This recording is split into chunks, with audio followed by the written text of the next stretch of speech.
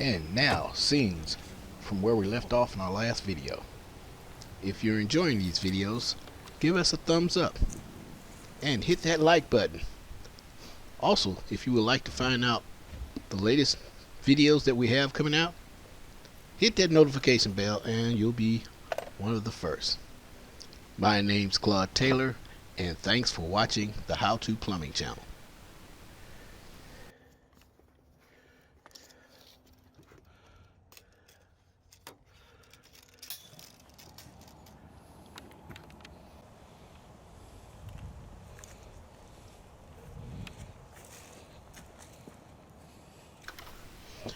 This particular video is going to cover quite a bit of the water, the hot and cold water system, and in this video we're going to run it in copper. And this platform is not only going to be used for what we've done so far already, is we've done the waste and the water, but all that will be broken back down, and there will be a B plan, another way of running a plumbing system.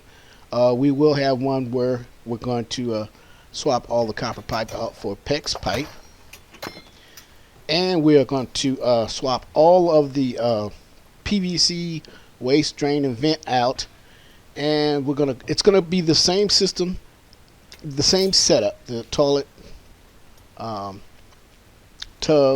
and the sink.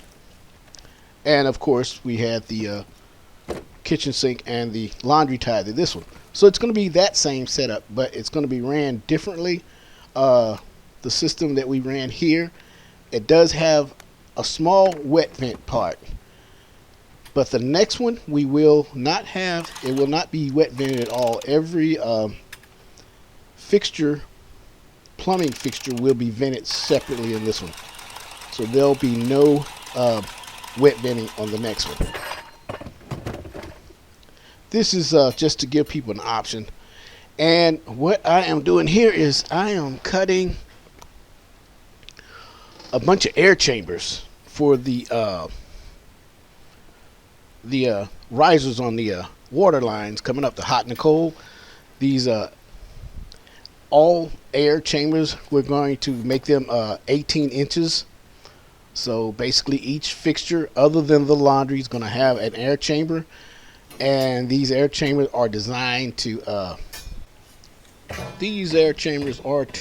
designed to provide the air cushion to absorb hydraulic shock.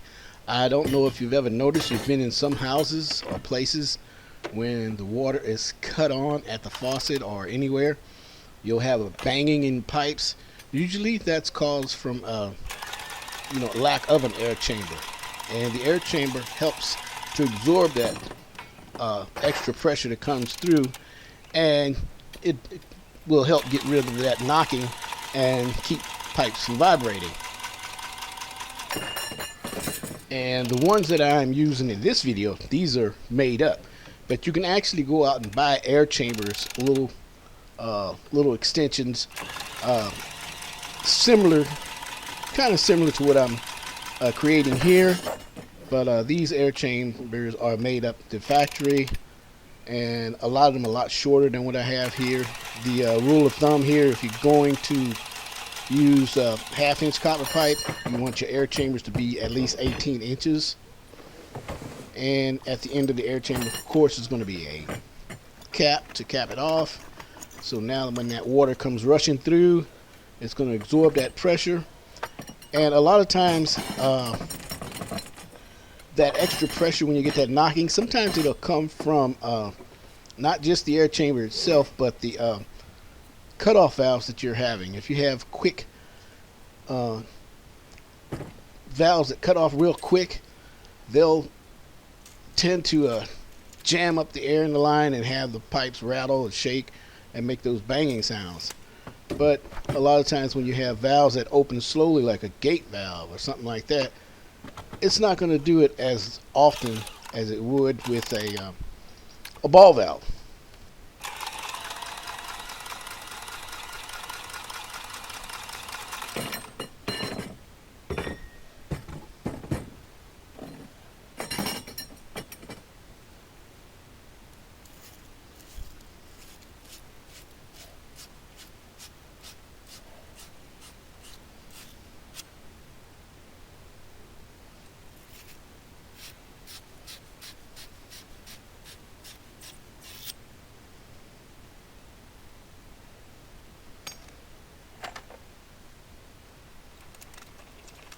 And again, here's the reamer.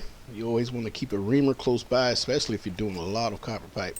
Keep your reamer close by, and they make refills for those reamers. And for those of you that probably didn't catch the other video, the reamer is to ream the inside of the pipe to cut the burrs and sharp edges off.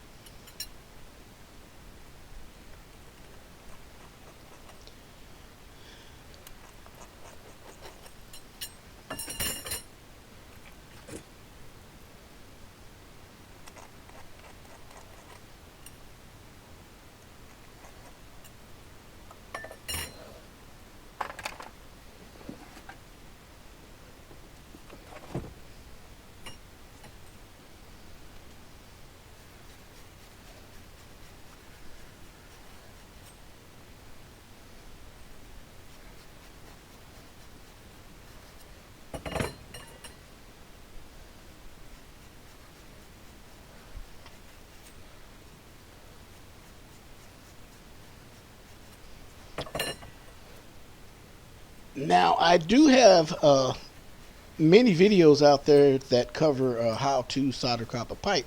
So if you get a chance, check out some of those videos on how to cover, solder copper pipe. In this video, I'm not showing as much as I normally would on soldering copper pipe, but it's quite a bit. But at the same time, if you go to the videos that I have, it's just focused on how to solder copper pipe. This one here is a different focus. This is a focus on building a plumbing system. A plumbing system for a basic bathroom, laundry, and kitchen sink. And the copper pipe that I'm using is type M. Depending on where you live, I would say if you're living in an area where the water is pretty hard, I would recommend type L. It's pretty much, it's a little thicker than this here, and it won't have that tendency to get those pinholes as often as this type M here. And I'm using M because it's for display purpose, and it's cheaper than the L. So just in case now, if we were doing commercial plumbing, we're definitely using M copper.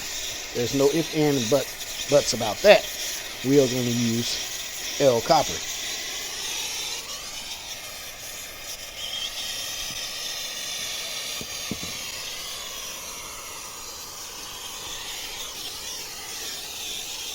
Now, again, there are areas in the country where M copper is pretty good, and if you're interested in running new copper pipe in your home, or you're out there running copper pipe, I would recommend talking to one of the local plumbing inspectors or anybody like that first before you run that copper, to make sure that you cover your bases and see what they require.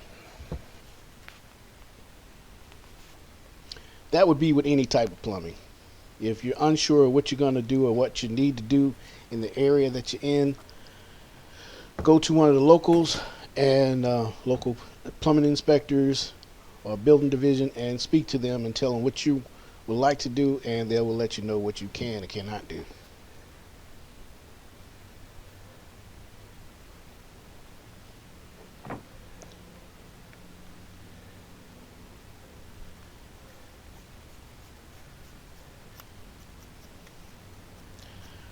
I always, you see I'm sanding the, wire brushing and cleaning the fitting. I always hit the outside rim of it so that when I do flux it up and start soldering, that solder makes a nice bead going wrapped around, right around the pipe.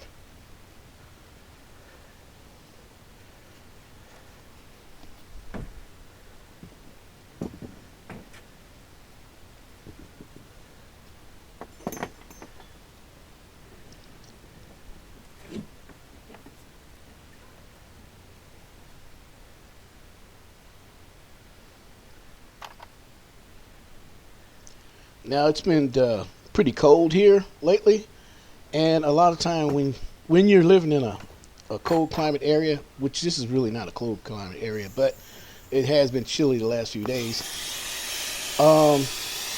When I was working in Missouri in St. Louis, it would get really cold. We would just take our torch and we would heat the flux up and then mix it back up with the brush, because that stuff will settle. So it's a good idea to just kind of, even if it's not cold out and it's warm and you still want to stir it up with that flux brush. So I just put a little heat on it to kind of loosen it up, so now I can go in and mix it up a little bit more.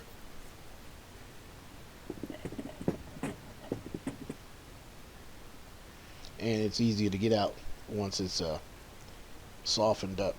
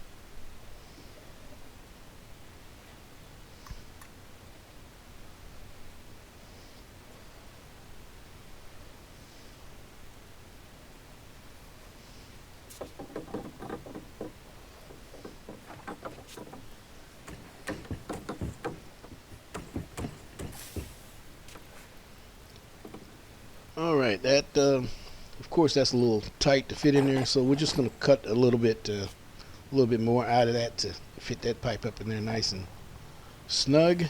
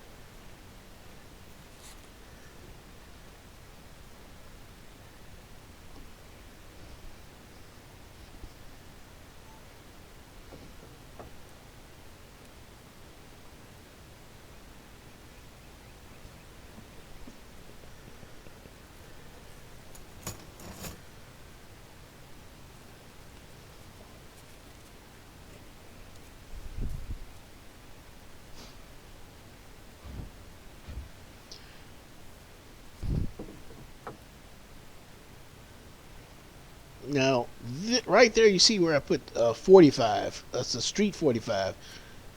It gives me just enough room to get around the pipe that's going to go right across the top of it, which is going to be the hot water. So this is the cold. So this way I can go around the hot water and go straight up.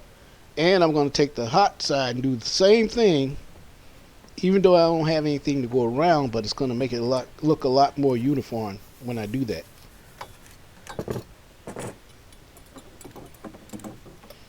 And these are called copper buoys. I haven't used any in a while.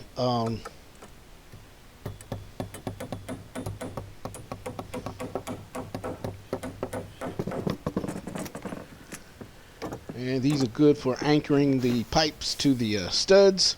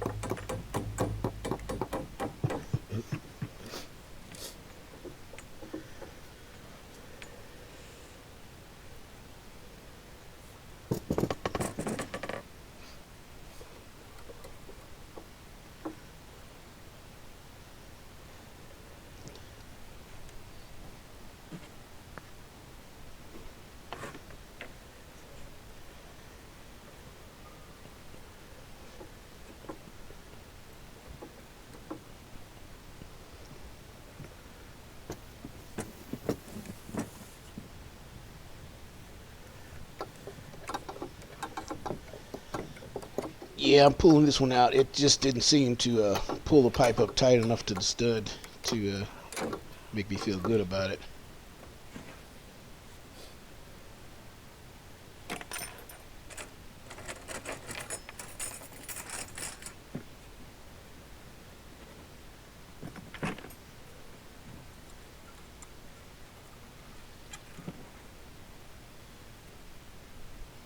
So we're going to give it another try.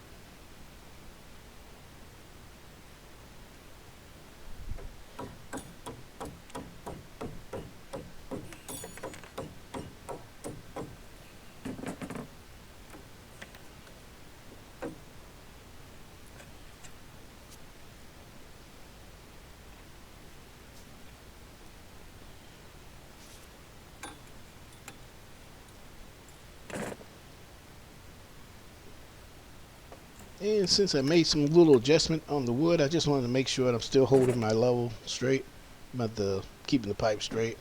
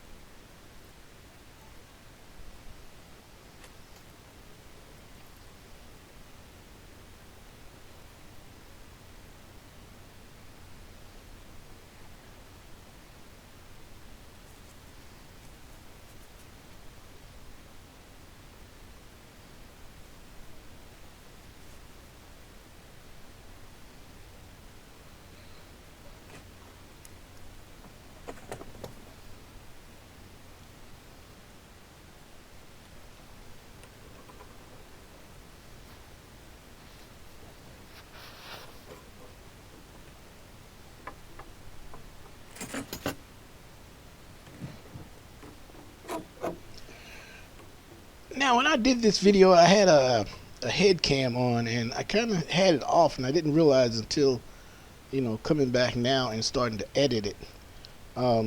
So some of the things that I wanted you to see, you may not see, but that's not going to be a problem, because at the end, getting closer to the end, is when you're going to see some of the stuff that I'm going to really do with the copper pipe, actually seeing me solder it and stuff like that. For the most part right here, you're just seeing me anchor it down and getting it in place to prepare it for soldering.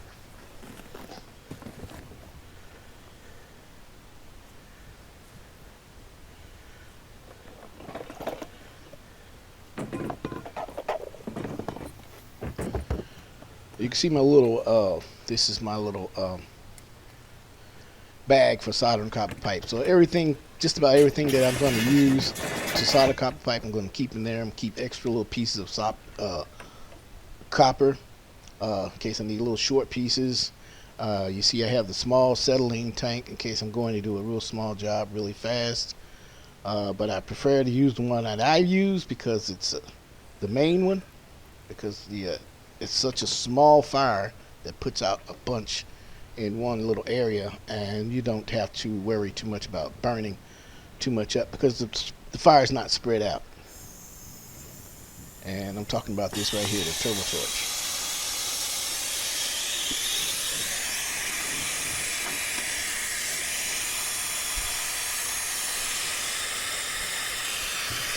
And getting back to the little bag that I was going in and out, I have my different size cutters, different type of cutters. Probably have more cutters than I need, but it's always best to have more than enough than not enough.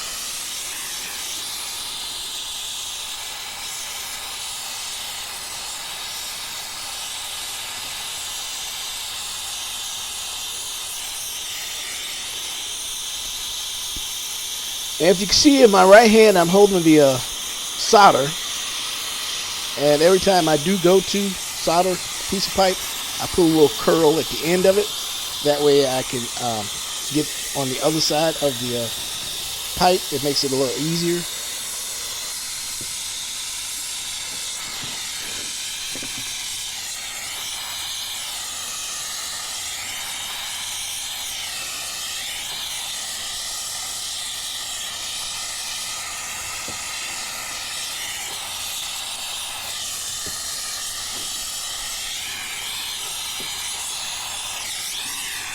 And now you've seen I push that back in place.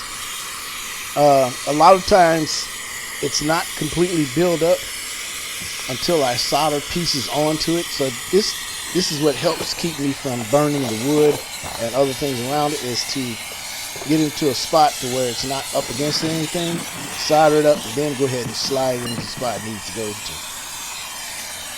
See, if I tried to solder that right there, I'd burn all that wood up.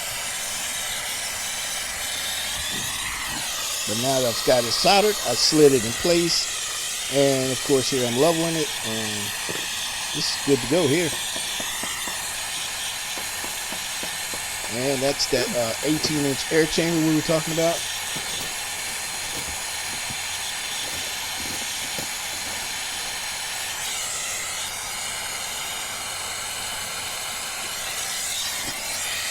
Now these nails that we're using, they're not actually copper. They are made of some type of copper alloy. It's other than any other metal that would conflict with the copper metal, because of course we don't want copper touching any metal like iron or steel or anything like that, because they have a thing that goes through, it's called electrolysis, and electrolysis will allow one metal to start deteriorating faster than the other, and in fact prematurely, let's put it that way, prematurely, and that's not good. So you don't really want copper touching any other metal other than like brass. Brass is a neutralizer.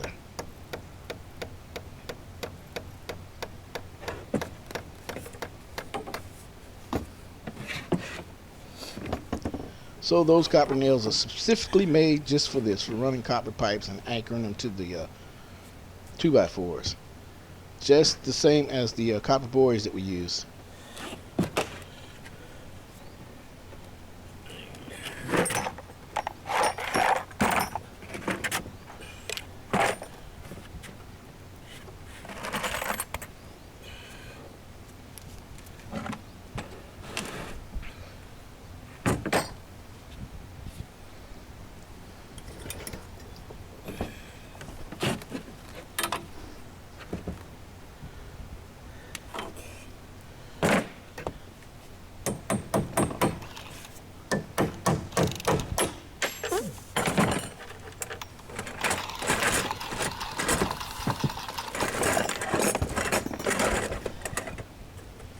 And always remember, if you have any questions, you can go down to the comment section,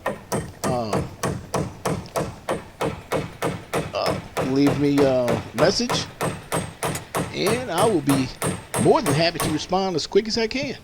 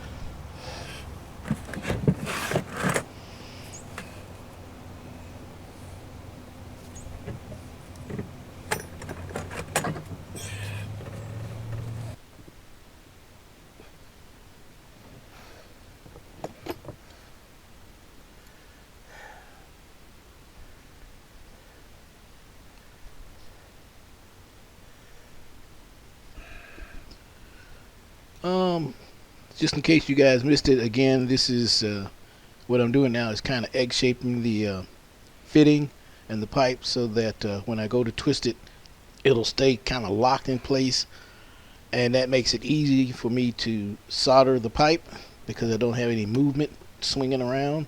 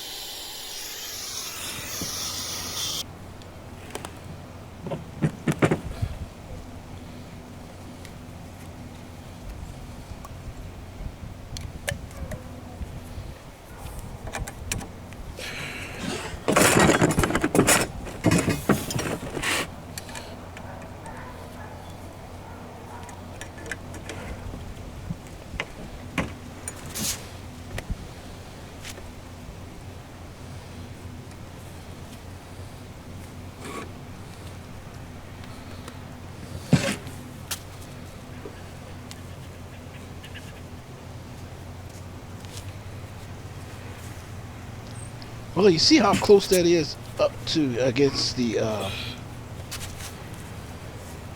stud, wall stud. Um, you can imagine trying to solder it that close. definitely going to burn the wood. So what I'm trying to do here is set it up where I can keep it away from the wood for now. Go ahead and solder it up, and then go ahead and slide it in place without burning up the wood.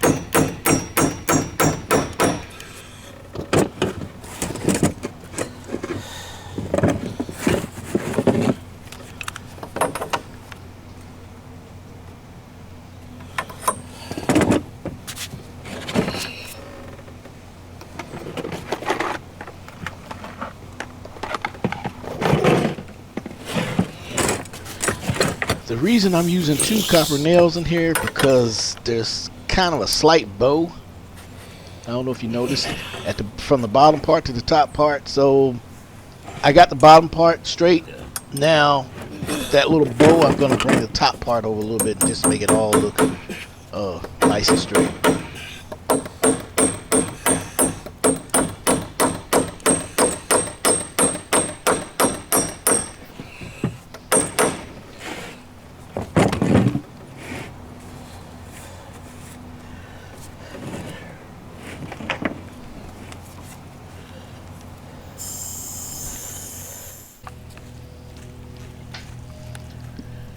Now that you can see that pretty much a lot of the copper water lines are ran, but we're not complete with that yet. We still have the laundry box to connect, and this is where you'll have the opportunity to see me actually, solder the pipe together. I had to run back to the store, but this was the last. I was down to the last piece, and it just barely made it, but it wasn't quite enough. So we're gonna add a little. Just a little bit to that.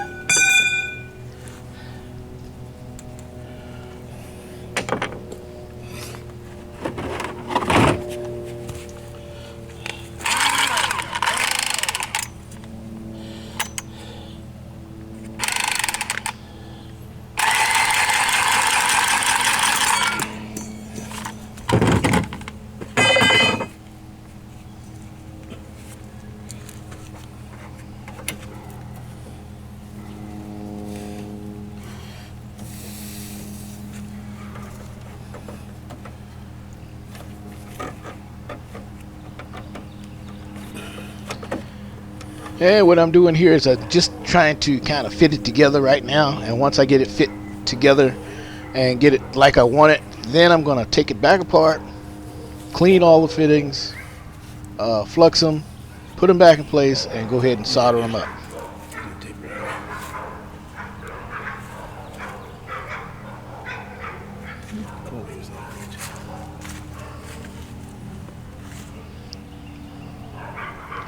You can see the parts next to the wood, like right there. That copper's going into wood. That we definitely can't solder that right in there because that's definitely gonna catch a lot of wood on fire and burn a whole lot. So what I'm doing is, and I'm doing this just to keep from burning the wood right in here. I'm gonna make the piece up. Then after it's soldered in place, well soldered, then I'm gonna put it in place. But for now, we're just gonna put it just enough together to give us a nice solder connection here. So to find somewhere to brace this. And here's another little trick I like to do, is to pinch it, both ends. That locks them in place really good, so you don't have all that swiveling around.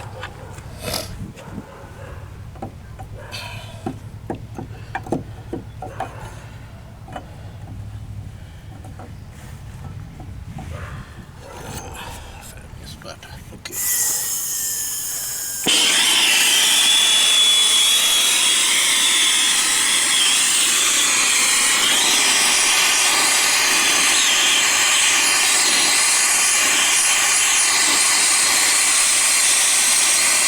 And you notice my solder, how I always put a hook at the end. You see, now you can understand why that hook is there.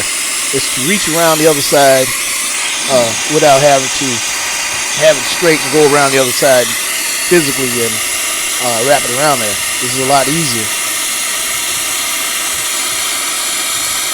And again, if you want, I do have many videos out there on how to solder copper pipe. It covers pretty much in depth of exactly what I'm doing, soldering copper pipe, and how you can solder copper pipe.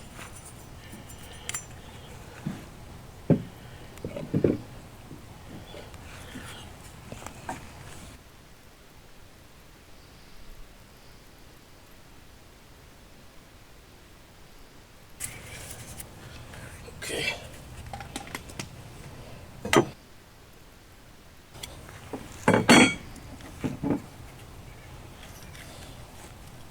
Now you can see how nice and neat that's fitting right into that corner, and the wood's all fresh and not burned up.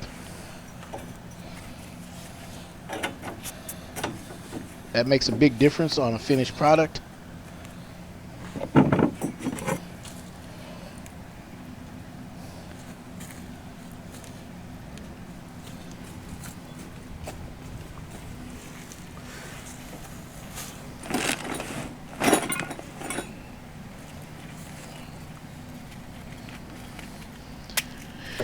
And if you're looking close enough at the PVC pipe and why it's not glued at the top of that sanitary tee, because again, this is just one of the demonstrations that I'm doing.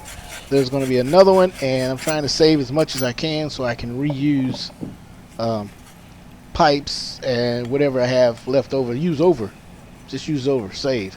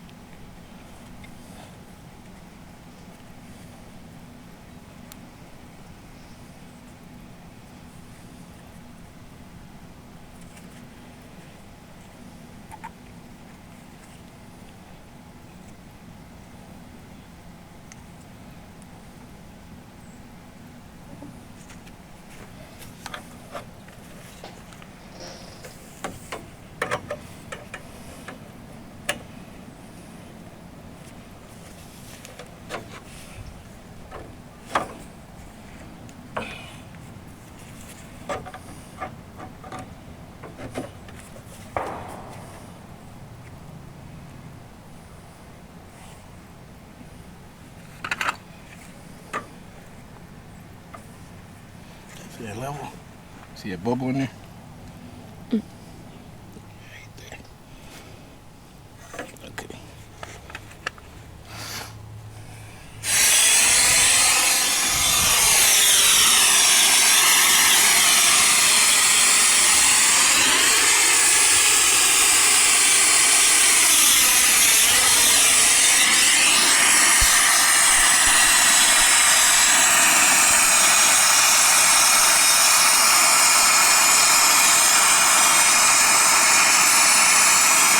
Now you notice when I solder the cotton pipe, the flames are constantly aiming the opposite way of the pipe or anywhere near anything that could be burned. And most of the heat is put on the copper pipe fitting. That's where the heat is put because that solder will follow that heat, and that heat will just suck the solder right up in there.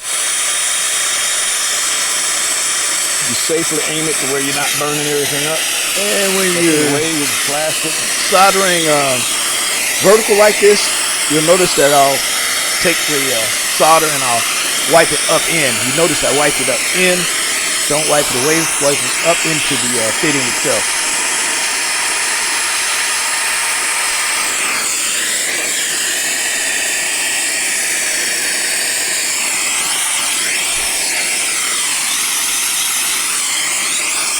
And you notice I'm constantly aiming the flame an opposite way of the PVC pipe. Keep from burning it.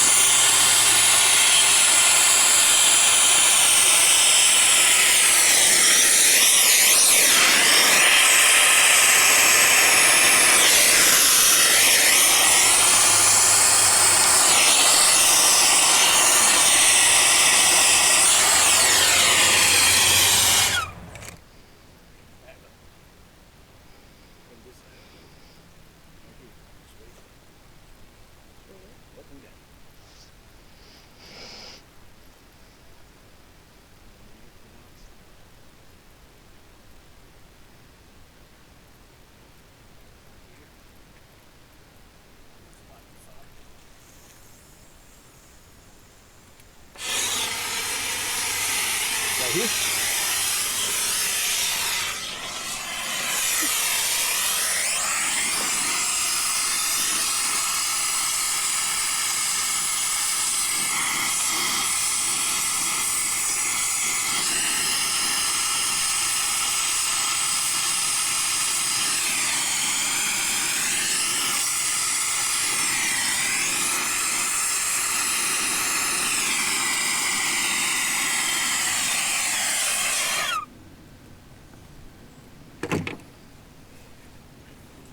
And these are the nail plates, so that when they do actually start drywalling the walls, it'll protect the pipes. Then these screws going into here. And I know what you're saying, that maybe they'll screw out here, and it's possible they will, but the odds are a good drywall is going to have it right in line where it needs to be. Okay.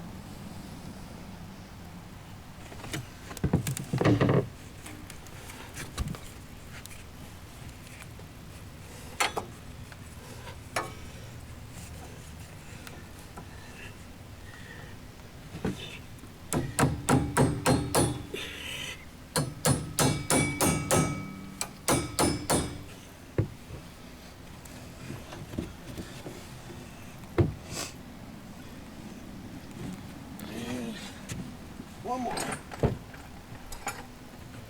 Down the end here.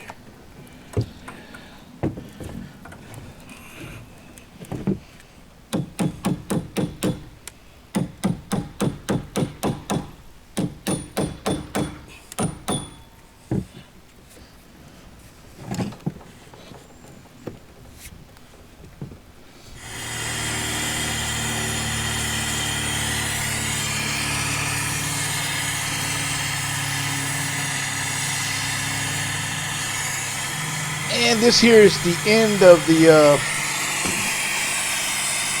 well, the beginning of the cold water going into the home, or to the bathroom if it was, you know, tied into anything. This could be one spot, and we make sure that there's a cutoff valve. And I also have a line going up, so in the future, working with this module here, I could add a water heater to it and install that, but you know, that's going to be further on down the line. But this just gives you some idea. This is not a functioning bathroom, kitchen, and laundry, although it could be. I mean, the setup is exactly the same. I mean, if we were to tie domestic public water and sewer to this would function just like any other bathroom, any other laundry, any other kitchen. But this is just for display purpose and giving people an idea on what it's like having an add-on bathroom onto your home.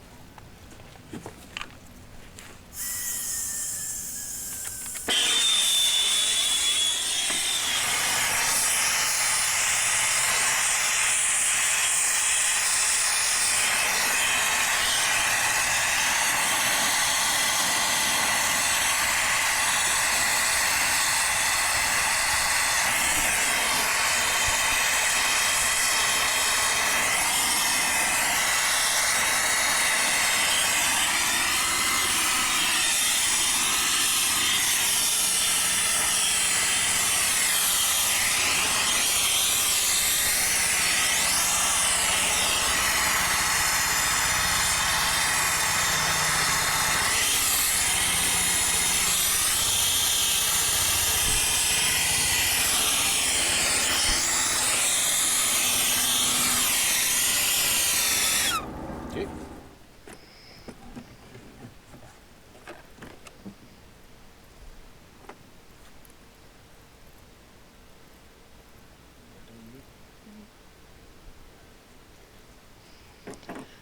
And this is my new set of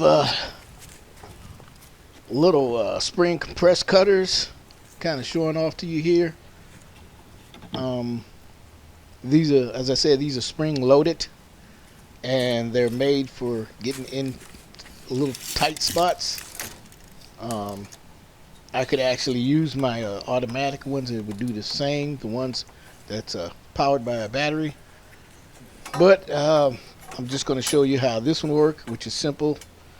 You just push it in, and it's spring loaded, and as you make the turn, the spring put pressure on the cutting wheel, pushing it down, and if you're constantly turning, it's biting into the copper pipe and just eventually just pops right off. It just cuts it right off.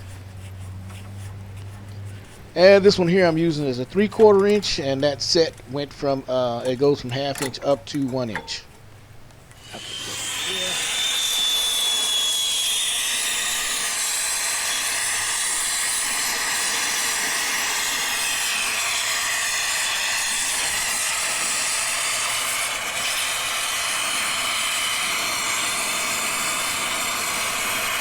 Now if you look close, you notice that the flame is directed towards the fitting itself, not the copper pipe itself, but the fitting. So that's what, so that solder is going to follow that heat and the hottest point. So when you put it behind that fitting, it's going to just suck it up right in there and suck it right around. And that's the simple, basic principle of soldering copper pipe.